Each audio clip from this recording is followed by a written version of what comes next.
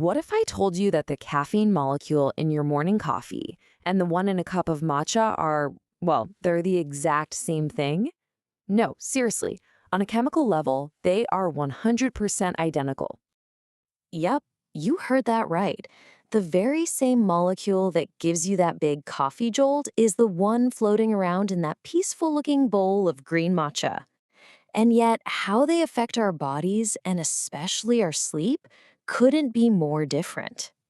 So, what's the deal? Why does one leave you feeling wired, maybe even a little anxious, and totally mess up your rest, while the other gives you this smooth, calm focus? We're going to get into the science of it. Welcome to Sleepedia, a little corner of the internet dedicated to the science of sleep and circadian rhythms. The whole secret, the big difference maker, it all comes down to matcha's secret co-pilot. It's this unique amino acid that completely changes the game, and it's called L-theanine. So L-theanine is pretty much only found in tea plants, but here's the thing, matcha is absolutely packed with it. And that's because the tea leaves are grown in the shade for weeks before they're picked, which forces the plant to produce way more of this amazing stuff. But what's really cool is that it has this special ability to just waltz right past the brain's security system, the blood-brain barrier, and get straight to work. So once it's in, the journey is actually pretty simple, but so powerful. L-theanine gets into your brain, and it encourages the production of these really calming alpha brainwaves. This basically acts like a buffer, you know? It smooths out all the harsh, jittery edges of the caffeine.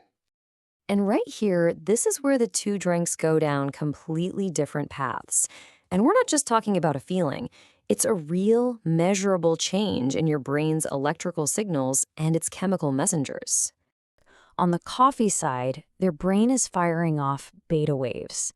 Now, that's great for being alert, but it often comes with a side of anxiety. Now look at matcha.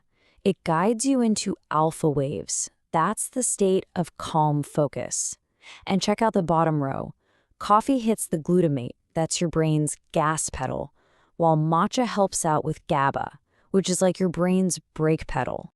Let's just focus on coffee for a second. It really cranks up those high-frequency beta waves. This is your brain in full-on alert mode. And while that can be useful, if that state sticks around into the evening, well, that's the perfect recipe for a racing mind when you're trying to fall asleep. It's like trying to sleep with a little alarm bell just constantly ringing in your head. And here is the magic of matcha. That L-theanine promotes these smooth, calm alpha waves. You know what's wild? These are the exact same brain waves your brain makes when you're in a deep state of meditation, or when you're just totally in the zone, feeling that creative flow. So you get all the focus from the caffeine, but without sending your nervous system into overdrive. So this brings us to something I hear all the time. In fact, you might be thinking it yourself right now. We've all heard this, right? Or maybe we've even said it. This idea that, hey, if you can pass out after a late-night coffee, then it must not be affecting your sleep. But oh man, the actual sleep studies tell a very, very different story. So here's the absolute crucial point. Just falling asleep is not the main goal. Not at all. The real magic, the good stuff, it all happens in the deep stages of sleep. That's when your body and your brain are doing all the heavy lifting, repairing, resetting, and getting you ready for the next day. You might be unconscious for a full 8 hours, but that caffeine that's still in your system, it acts like a bouncer at a club, and the club is deep sleep. It just won't let you in. It keeps you stuck in the lighter stages. And that's exactly why you can sleep all night long and still wake up feeling completely exhausted. And here is the big catch when it comes to matcha. While the L-theanine does a beautiful job of buffering the feeling of the caffeine, it does absolutely nothing to change how long that caffeine sticks around in your system. It still takes about 5 to 6 hours for your body to get rid of just half of it. So timing is still everything. So The big question is, how do we use all this to our advantage? How do we get all those great benefits from matcha without wrecking our sleep? Well, it all comes down to timing it perfectly with your body's internal clock. This timeline here is your playbook. You know that classic afternoon slump we all feel, usually somewhere between 2 and 3 p.m.? That is the perfect window for a matcha. Think of it as a circadian bridge. It'll give you that sustained, calm focus to power through the rest of your day. But you'll notice, after 4 p.m., we get into the caution zone.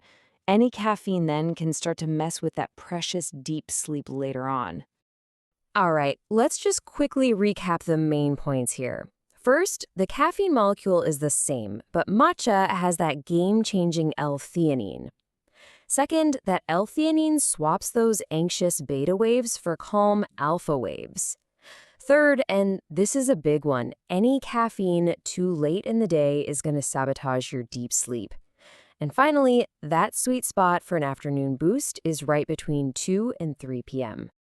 When you think about it, what you drink hours before you go to bed is literally writing the chemical story for your night's sleep. So, now that you know the difference between coffee's jolt and matcha's calm focus, you get to make a better choice.